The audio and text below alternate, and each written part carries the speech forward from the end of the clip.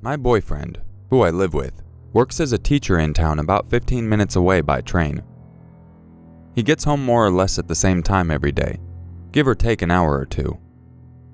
I, on the other hand, work from home. In late January of this year, we'd gotten in a pretty big fight about something stupid. I can't even remember what it was about now, but it was one of those fights we didn't speak to each other, text, call, or anything the whole next day. So this afternoon I was lying in bed getting work done. It was Tuesday, and I was pretty sure his last class finished at 1 p.m. on Tuesdays, meaning he'd surely be home at 2:30. But around 1 p.m. I heard the front door open and shut. I thought, I guess he's home an hour early today.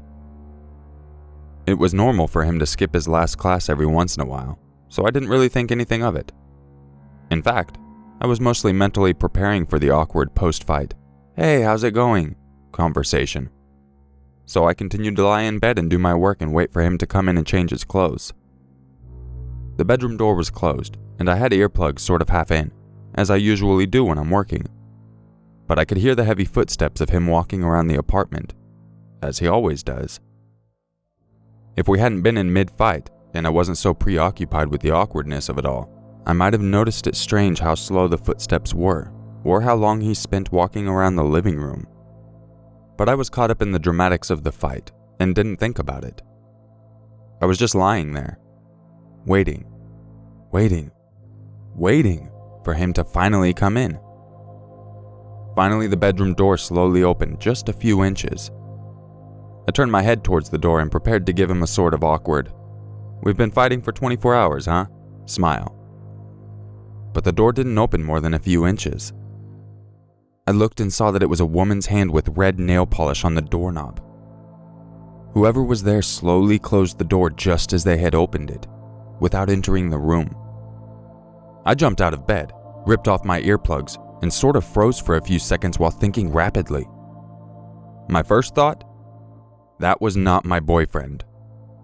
Then I thought, could that have been his mom? His sister? The landlady? For some reason I concluded that surely it was his mom or sister, so I opened the bedroom door and walked into the living room. There wasn't anyone there, but the room smelled heavily of a woman's perfume. Then I came to my senses and realized, his mom and sister don't have keys and have never come over before. The landlady has never entered without permission. This was a stranger. I ran back into the bedroom and shut the door, now shaking heavily. There is a balcony connected to the bedroom, so despite the cold January rain, I stood on the balcony and called my boyfriend. He picked up and I asked him if his mom or sister might have come over unannounced. He told me, "No, don't move. I'm calling the police." The police were there in a few minutes and searched the whole apartment. Of course, nobody was there by this point. It was weird though. Nothing was missing from the apartment despite us keeping a jar full of money in the entrance. Nothing was even touched. In fact, it seemed like the intruder came straight to the bedroom, saw my legs on the bed, panicked, and left. Plus, you can't open that big wooden front door without a key.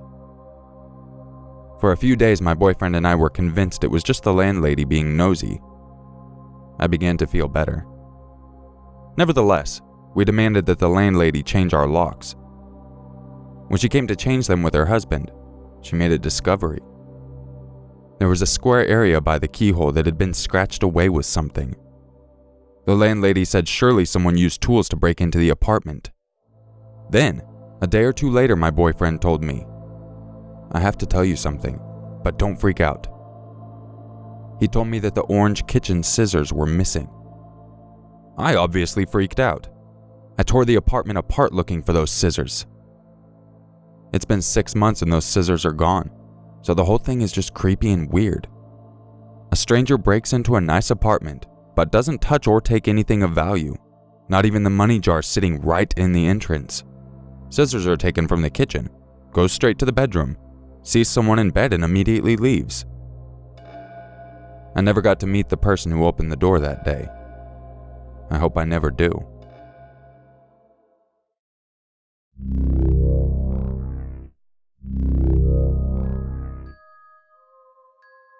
If you enjoyed this video, leave a like, subscribe, and share it with your friends, please.